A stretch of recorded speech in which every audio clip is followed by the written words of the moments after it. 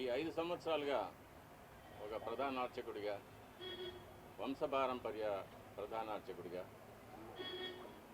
ఆగమ సలహాదారుగా మా పెద్దలు చూపిన ద్రోవలో నేను నడుస్తూ స్వామివారికి ఎటువంటి అసౌకర్యం కలగకుండా ఆరాధనలు జరగడంలో నేను చాలా ప్రత్యేకమైన శ్రద్ధ వహించి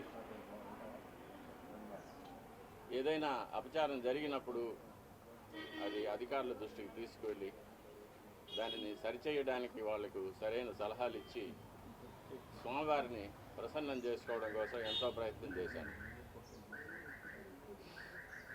మనకు అన్నం పెట్టే దేవుడికి మనం శుచిగా, శుభ్రంగా, తాజాగా ప్రసాదాలు తయారు చేసి స్వామివారికి నివేదన చేయడం అనేది మనం భక్తులు ఎన్నో జన్మల్లో చేసుకున్న మహాపుణ్యం.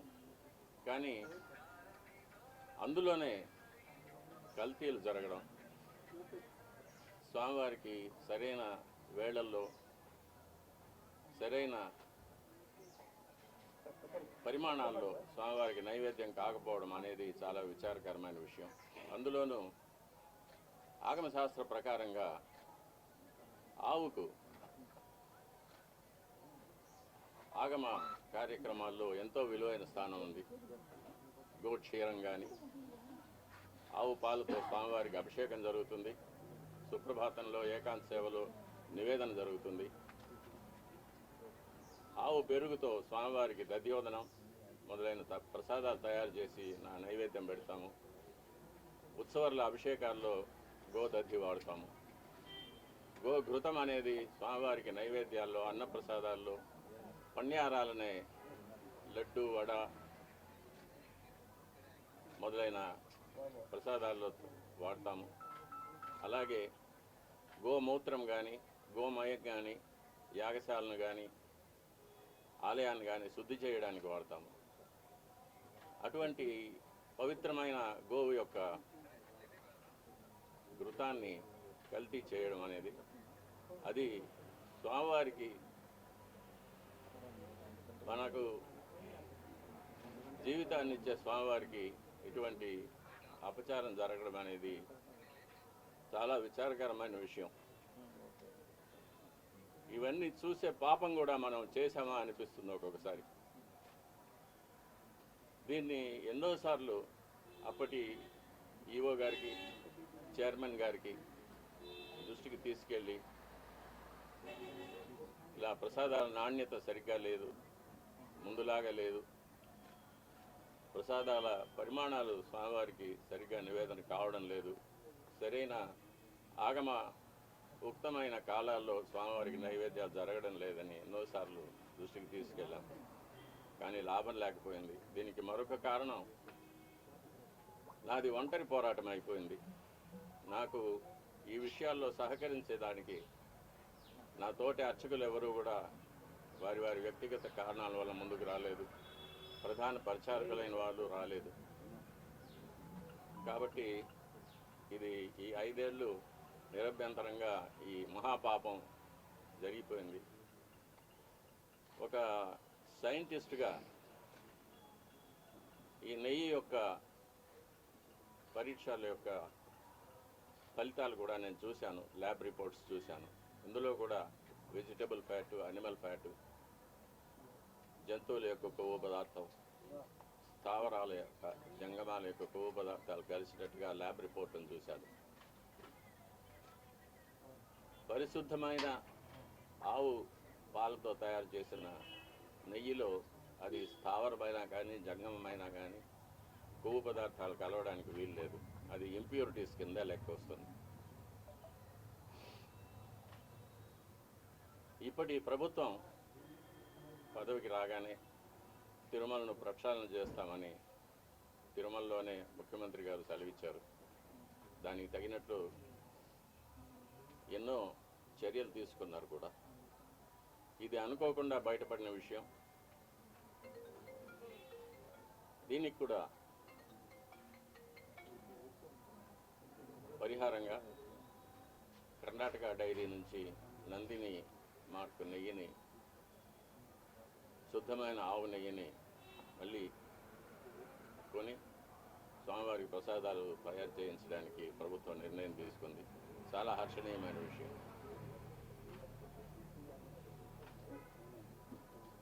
ఈ విషయంలో ముఖ్యమంత్రి గారికి విన్నపం, స్వామివారి మీద విశేషమైన భక్తి ఉన్నవారికి, ఆగమ శాస్త్రం మీద, మన సాంప్రదాయాల మీద గౌరవం ఉన్నవారికి తిరుమలలో సేవ చేయడానికి అవకాశం కల్పించవలసిందిగా కోరుతున్నాను. ఆచార పరమో ధర్మ, ధర్మస్య ప్రభు అచ్యుత అని గీతలో కృష్ణ పరమాత్మ చదివించారు.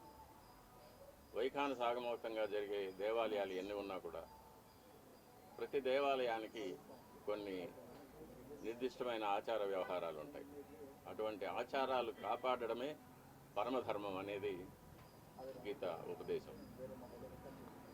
మన శ్రీవారి దేవాలయంలో అటువంటి విశేషమైన ఆచారాలు ఎన్నో ఉన్నాయి.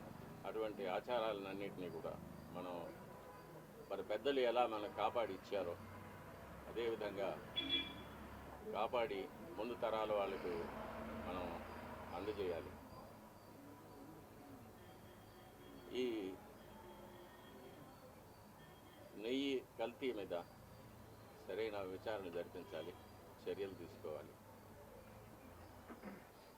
ఇటువంటి విషయాలు నేను అధికారుల దృష్టికి, చైర్మన్ దృష్టికి తీసుకెళ్ళడం వల్ల నాకు వాళ్ళ వద్ద చెడ్డ పేరు వచ్చింది. అందువల్ల నన్ను చాలా హింసలు పెట్టారు. ఎన్నో చట్టవిరోధమైన ఎన్నో కేసులు నా మీద బనాయించి నన్ను కోర్టుల చుట్టూ తిప్పారు, ఇప్పుడు తిప్పుతున్నారు. వీటన్నిటిని కూడా ముఖ్యమంత్రి గారు గమనించి సరిచేయవలసిందిగా కోరుతున్నాను.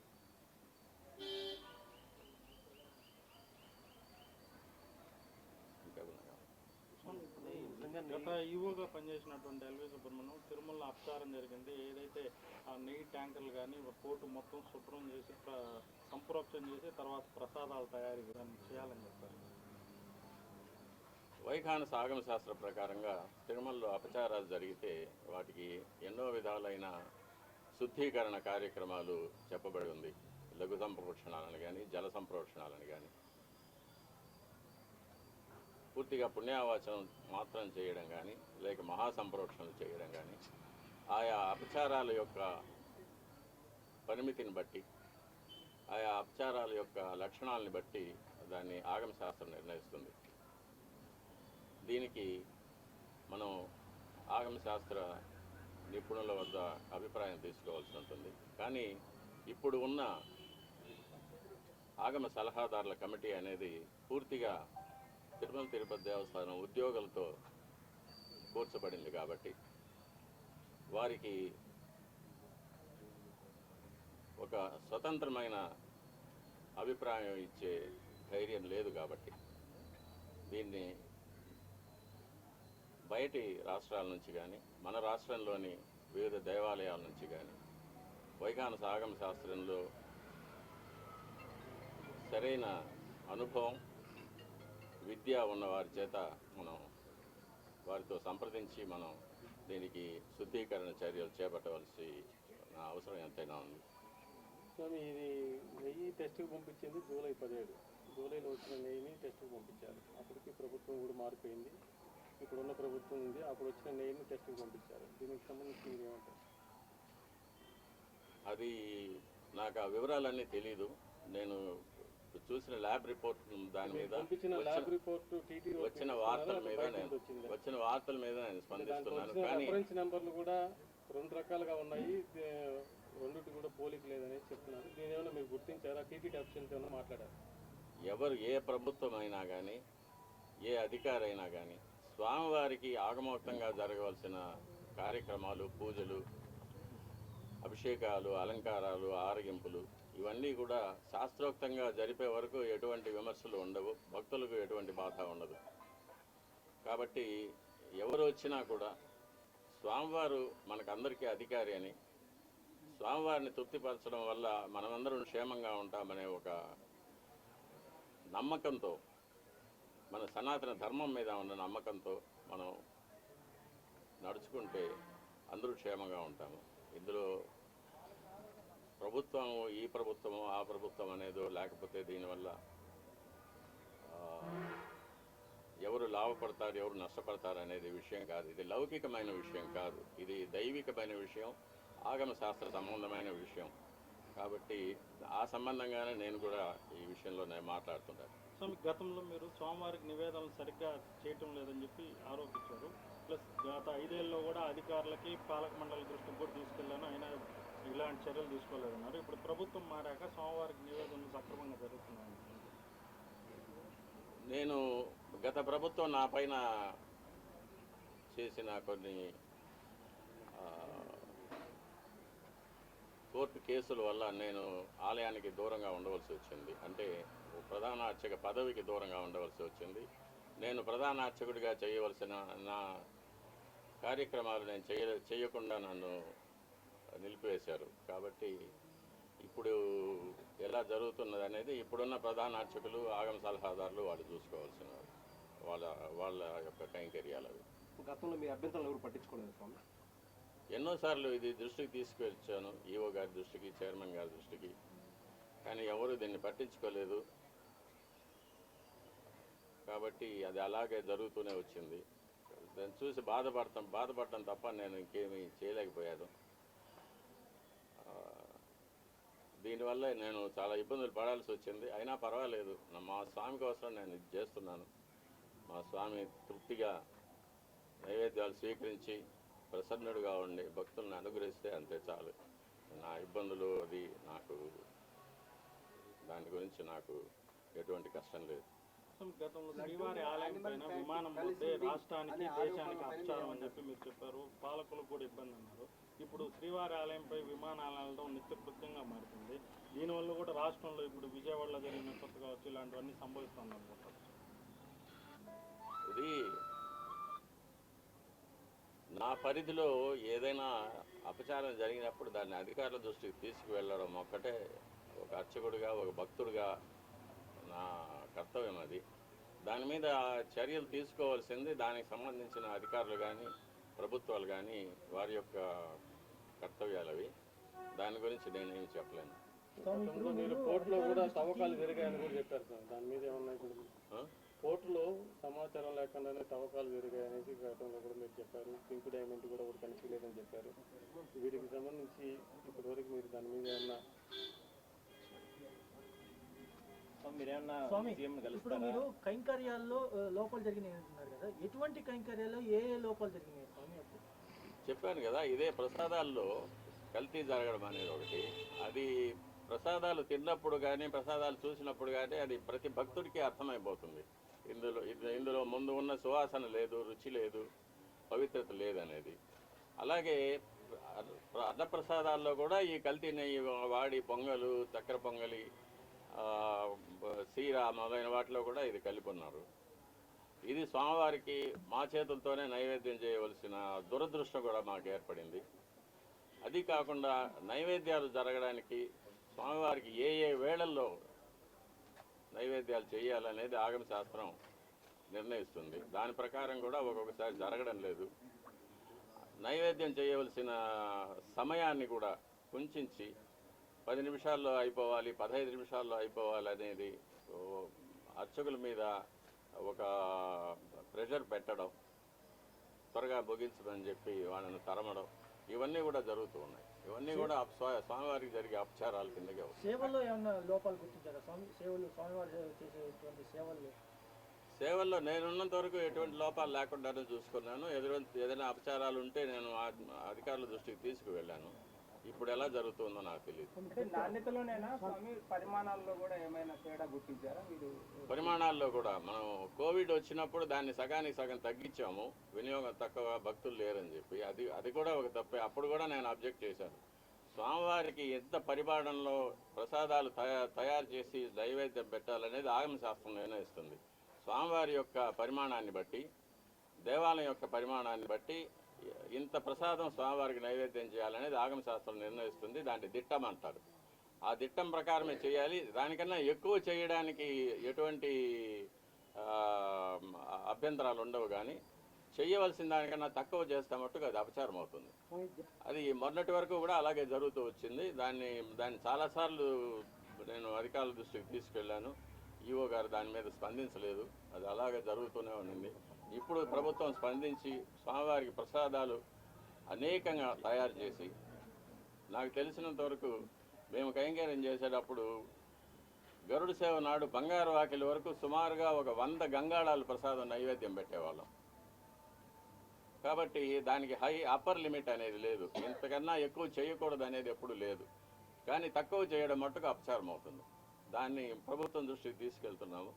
అది దిట్టం ప్రకారం స్వామివారికి ఏ వేళలో ఎంత ప్రసాదం నైవేద్యం చేయాలనేది దాన్ని తయారు చేసి శుచిగా, శుభ్రంగా, తాజాగా తయారు చేసి స్వామివారికి నైవేద్యం పెడితే స్వామి ఎప్పుడు ప్రసన్నులు అవుతారో అప్పుడు భక్తులకు అందరికీ కూడా మంచి జరుగుతుంది. రాష్ట్రము, దేశం సుభిక్షంగా ఉంటుంది. ఎట్లాగైతే సూర్యుడు తన కిరణాలతో నీటిని ఆవిరిగా తీసుకొని ఒక వర్షంగా మనకి ఇస్తాడో, అలాగే మనం నైవేద్యం పెట్టే ప్రసాదాల నుంచి సారాన్ని భగవంతుడు గ్రహించి మనకు అనుగ్రహంగా వరాలుగా ఇస్తారని చెప్పేది ఆగమ శాస్త్రంలో చెప్పబడిన సమాచారం అది. కాబట్టి మనం పూర్తి నమ్మకంతో భగవంతుడు అక్కడ ఏం చేసి ఉన్నారు, ఆయనకు మనం భక్తితో నైవేద్యం పెడుతున్నాము, ఇది మన అదృష్టమని తలుచుకుంటూ స్వామివారికి మనం నైవేద్యం పెట్టినప్పుడు స్వామివారు తప్పకుండా స్వీకరిస్తారు. స్వామివారు ఎప్పుడు ప్రసన్నం అవుతారో మనకందరికీ కూడా మంచి జరుగుతుంది. రాష్ట్రం సుభిక్షంగా ఉంటుంది. ఇటువంటి అవాంతరాలు, అతివృష్టి, అనావృష్టి, కరువు, కాటకాలు, యుద్ధ భయం, చోర భయం, రోగ భయం ఇవన్నీ లేకుండా దేశం క్షేమంగా ఉంటుంది. అంటే పదార్థాల్లో కూడా ఏమైనా తగ్గినాయా మేడం? మార్పు చేశారు స్వామివారికి సమర్పించే నైవేద్యాలు కైంకర్యాల సమయంలో? అదే దిట్టం తగ్గించారు. పరిమాణమే కాకుండా ఆర్గానిక్ ఫుడ్ సంబంధించి వచ్చింది కదా, ఆర్గానిక్ ప్రసాదాలు ఆర్గానిక్ ఫుడ్ అనేది, తర్వాత మిల్లెట్స్, తృణధాన్యాలు స్వామివారికి నైవేద్యం పెట్టాలనేది కూడా 5 సంవత్సరాల ముందు మొదట నా దగ్గరికే వచ్చింది ఆ ఇష్యూ. అతను తయారు చేసి అతను పండించే అతనే నా దగ్గరికి వచ్చాడు, ఇవి స్వామివారికి నైవేద్యం పెట్టాలంటే నేను చెప్పాను, అయ్యా 100 సంవత్సరాలుగా వస్తున్న ఆచారాన్ని మార్చడానికి వీలు లేదు. అందులో స్వామివారికి బెస్ట్ ఆఫ్ ద బెస్ట్, ఉత్తమోత్తమైనది అది బియ్యం కానీ, నెయ్యి కానీ, బెల్లం కానీ, జీడిపప్పులు కానీ, బాదం పప్పులు కానీ ఏవైనా సరే మనం ఉత్తమోత్తమైనవి తయారు చేసి స్వామివారికి నైవేద్యం చేయాలి. ఇటువంటి స్వామివారి మీద ఒక ఎక్స్పెరిమెంట్ చేయడము, స్వామివారికి తృణధాన్యాలు నైవేద్యం పెట్టడము, స్వామివారికి ఆర్గానిక్ ఫుడ్ నైవేద్యం పెట్టడం అనేది శాస్త్రం ఒప్పుకోదు. ఇది అందుకే ఆచార పరమో ధర్మ అన్నారు. ఆచారం ఎలా వస్తూ ఉందో దాన్ని మనం కాపాడి దాని ప్రకారమే మనం నడుచుకోవాలి. కాబట్టి ఈ మార్పుకు నేను ఒప్పుకొని చెప్పాను అప్పుడే. అది కూడా మార్చాలి. అది కూడా మార్చి ముందు ఎలా జరుగుతూ ఉండేదో, 5 ఏళ్ల ముందు ఎలా జరుగుతూ ఉండేదో అలాగే ఆ పద్ధతికే తీసుకున్నాం. అంటే ఇప్పుడు లడ్డుకుని ఆ నెయ్యి వాడారు, స్వామివారి అన్నప్రసాదం కూడా అదే నెయ్యి వాడారా? అదే నెయ్యి వాడారు. స్వామి ఒక నిమిషము, ఎప్పుడు అంటే సీఎం గారిని కలుస్తారా? అంటే గతంలో మీరు స్వామికి సంబంధించి పోరాటాలు చేశారు, ఇబ్బందులు పడ్డారు, మీరే చెప్తున్నారు. ముఖ్యమంత్రి గారిని కలిసి, ఎందుకంటే ఆయనకు మీకు గతంలో మంచి సంబంధాలు ఉన్నాయి, నేరుగా కలిసి ఎప్పుడైనా సరే జరిగిన పరిస్థితులు, జరుగుతున్న పరిణామాలు, లేదంటే మీరు అధికారులకు ఏదైనా సరే ఫీడ్బ్యాక్ ఇవ్వడం, ఇవన్నీ మీరు ఎట్లా చేయబోతున్నారు? ఏంటి ఈ పోరాటం? తప్పకుండా నేను ఇప్పటి అధికారులు కలిశాను, ఈఓ గారిని, అడిషనల్ ఈఓ గారిని కలిసి చెప్పాను, నాకు 50 ఏళ్ళ అనుభవం ఉంది, నేను వంశపారంపర్య అర్చకుడిని, నేను మా తండ్రి గారు, తాతగారు కైంకర్యాలు చేసినప్పటి నుంచి చూస్తూ వచ్చాను. నాకు ఏది చేయొచ్చు, ఏది చేయకూడదు, ఎంతవరకు చేయొచ్చు అనేది నాకు బాగా అనుభవం ఉంది. కాబట్టి నాకు అవకాశం ఇస్తే ఈ పాడైపోయిన అర్చక వ్యవస్థని, ఆలయ వ్యవస్థని రెండింటినీ కూడా నేను పాత పద్ధతికి నేను తీసుకురాగలనని చెప్పాను. ముఖ్యమంత్రి గారిని కూడా కలవడానికి ప్రయత్నం చేస్తున్నాను. ముఖ్యమంత్రి గారిని కూడా కలిసి నేను ముందుగా వారు ప్రభుత్వానికి రావడానికి శుభాకాంక్షలు చెప్పిన తర్వాత, ఇలా ఆలయంలో ఇలా జరిగింది 5 ఏళ్లుగా ఇటువంటి, అంటే కొన్ని విషయాలు ఎవరికి తెలియదు కూడా, అటువంటి విషయాలు కొన్ని అపచారాలు జరిగినవన్నీ కూడా చెప్పి వీటిని సరిదిద్దడానికి నాకు ఒక అవకాశం ఇవ్వాల్సిందని చెప్పి రిక్వెస్ట్ చేస్తాను. తప్పకుండా ముఖ్యమంత్రి గారు దీన్ని పరిశీలిస్తారనే నమ్మకం నాకుంది. మీరు 50 ఏళ్ళుగా పనిచేస్తున్నారని చెప్పారు స్వామి, ఇంతవరకు ఇటువంటి ఘటనలు ఇప్పుడు చోటు చేసుకున్నారా? ఎప్పుడూ లేదు. ఎప్పుడు స్వామివారి ప్రసాదాల్లో కల్తీ జరగడం అనేది ఇంతవరకు నాకు తెలిసి ఎప్పుడు ఈ 50 ఏళ్ళ అనుభవంలో ఎప్పుడు జరగలేదు.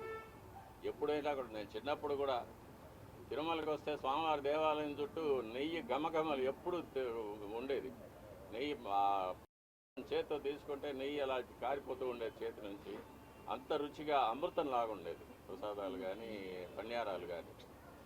సమృద్ధిగా భక్తులకు అందరికీ సమృద్ధిగా ప్రసాదాలు పంచేవాళ్ళం. ఇప్పుడు అది కూడా లేదు. ఉదయం ఒక గంట సేపు అన్నప్రసాదాలు వస్తాయి, తర్వాత లడ్లో ఏదో పంచేస్తూ ఉన్నారు. అన్నప్రసాదాలు భక్తులకి అందరికీ కూడా చేరడం లేదు.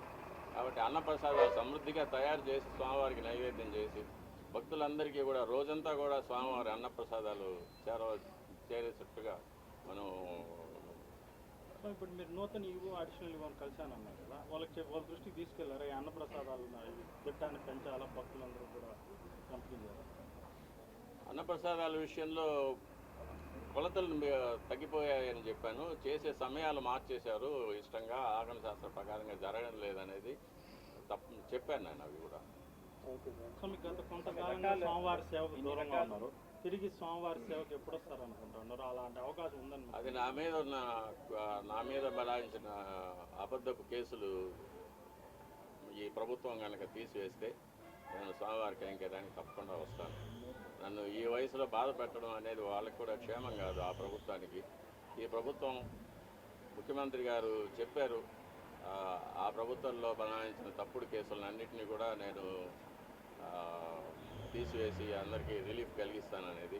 అందులో భాగంగా నాకు కూడా ఒక విముక్తి కలుగుతుందని నేను నమ్ముతున్నాను.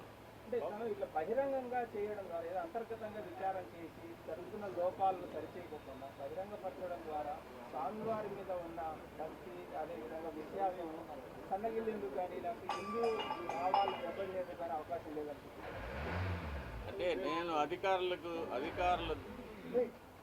అధికారుల దృష్టికి తీసుకుపోవడం వరకే నా బాధ్యత. అది దాని మీద చర్యలు తీసుకోవడము, ఎటువంటి చర్యలు తీసుకోవాలనేది వాళ్ళు నిర్ణయించుకుంటారు. వాళ్ళ కారణాలు నాకు సంబంధం లేదు.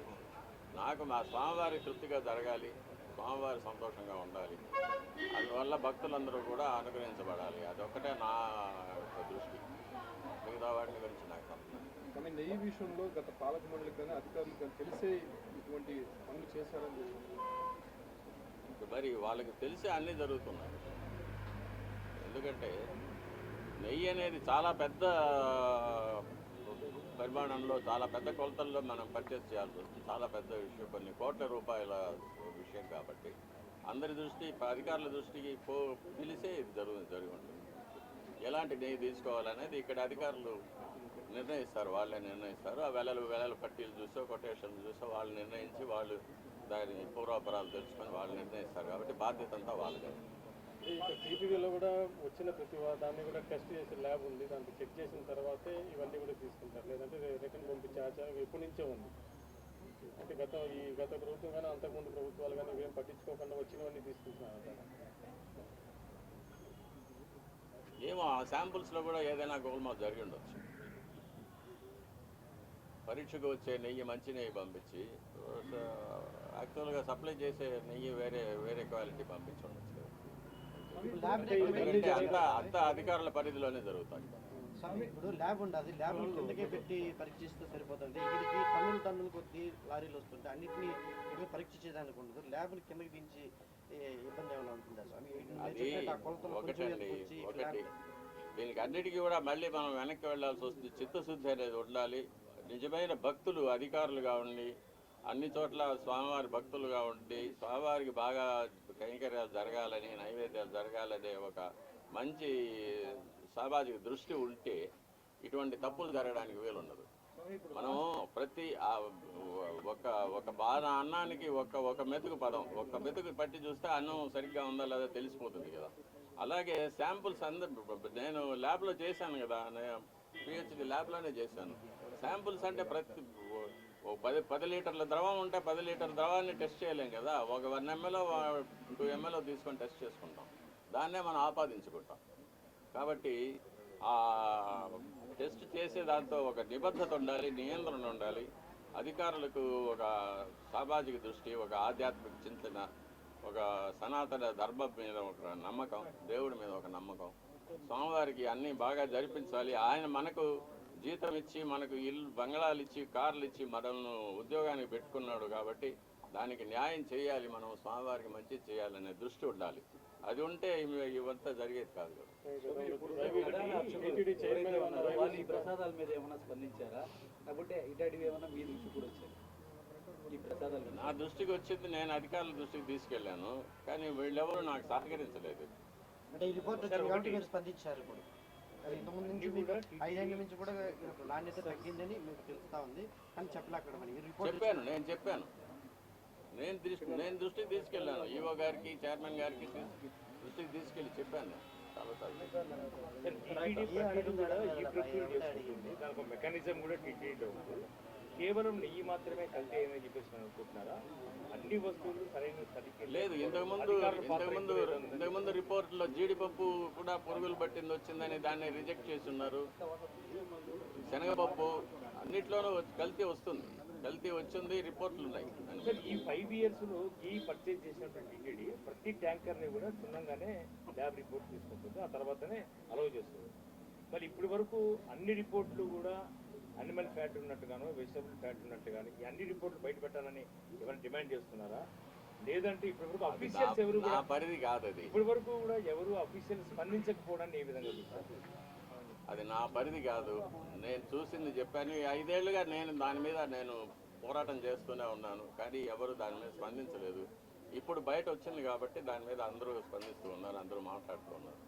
ఇది చాలా రోజులుగా జరుగుతుంది. ప్రసాదాల నాణ్యత కానీ, ప్రసాదాల పరిమాణంలో కానీ, ప్రసాదాల యొక్క కాల వ్యవధుల్లో కానీ అపచారాలు జరుగుతుందనేది నేను ఎప్పటి నుంచో చెప్తూ ఉన్నాను, ఇప్పుడే కాదు. కానీ మీరు మొదట్లో చెప్పారు గోమాతని ఇండియాలో బాగా పూజిస్తారు దానివల్ల, కానీ ఇండియాలో మోస్ట్ మీట్ అనేది ఫస్ట్ ఎక్స్పోర్ట్లో నెంబర్ 1 ఉంది. మీరు ఎలా స్పందిస్తారు? అది నా సబ్జెక్ట్ కాదు, నేను మాట్లాడవలసింది కాదు. నాకు కావాల్సింది మా స్వామివారు, మా వైఖాన భాగము, మా స్వామివారి సంతోషం, భక్తుల యొక్క సంతోషం. అది తప్ప నాకు లోకేష్ వచ్చినాడు, పవన్ కళ్యాణ్ గారు కూడా ఏమైనా కలుస్తారా ఏంటి? లోకేష్ బాబు వచ్చినారు తిరుపతి, ఏమైనా ఇవాళ కలుస్తారా, లేదా పవన్ కళ్యాణ్ ఏమైనా కలవబోతున్నారు?